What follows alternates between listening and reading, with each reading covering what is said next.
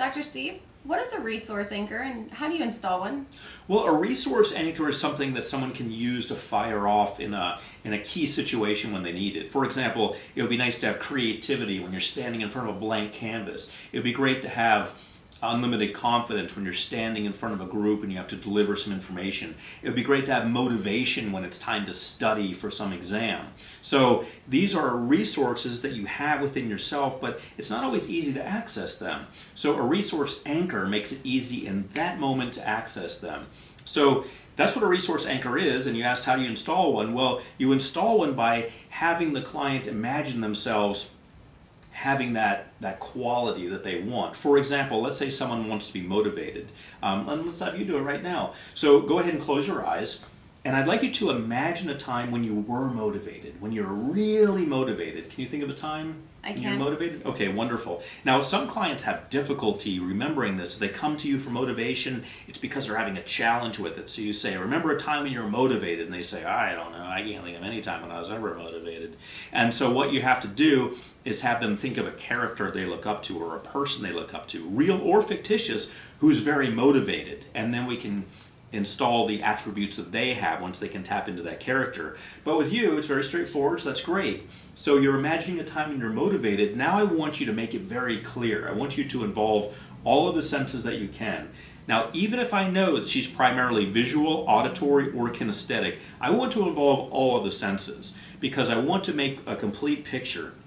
A lot of times NLP practitioners make the, maybe not mistake, but they do themselves a disservice and their client a disservice by not using all of the senses. If she were primarily visual, then I would have her imagine it primarily in visual terms, but also I'd add something that's of an auditory nature, something to hear, and of a kinesthetic nature, something to feel. So I'm going to involve all the senses. So in your memory of you being very motivated, I want you to make it very vivid now. I want you to see it very clearly. Can you see that time when you're motivated very clearly? I do. Okay, wonderful.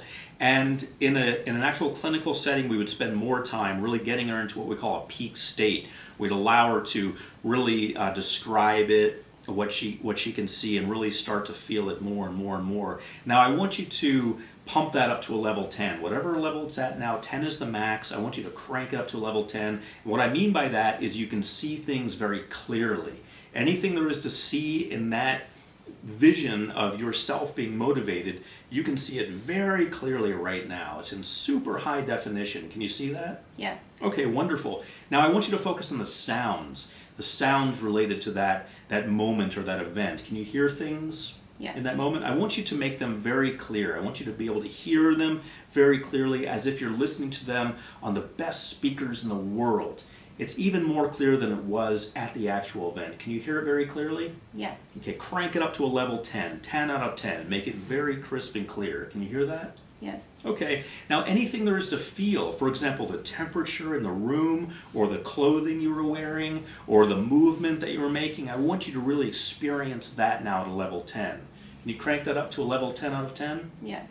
Okay, wonderful. Now what we're going to do is install the resource anchor. So I want you to, now we don't always use the same finger. So for example, if we've already helped them install a resource anchor, which is creativity with the index finger, making the OK sign, there are other fingers we can use. Now, I like to use the fingers touching the thumb on the right hand because it's very simple to use and they can fire it off easily.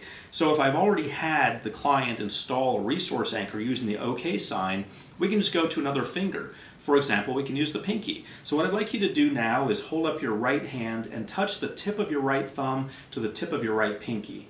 Okay? Now that's your resource anchor for motivation. And say the word motivated. Motivated. All right, now you can release that and put your hand back down. Now, anytime in the future when you feel the need to be motivated, to tap into those feelings, you can do that. You can fire that off by touching the tip of your right pinky to the tip of your right thumb, saying the word motivated, and then you'll instantly have a bridge back to that time when you felt motivated, and you'll be able to use that in that moment to power through whatever it is you have to do. So that's how we install that. Now, in an actual clinical setting, we take more time, we make sure she's in an absolute peak state, really feeling it, and then we'd have her install the anchor, and then we test it afterwards to make sure it's actually there, to make sure that she goes from wherever she is to being motivated. And you can open your eyes now.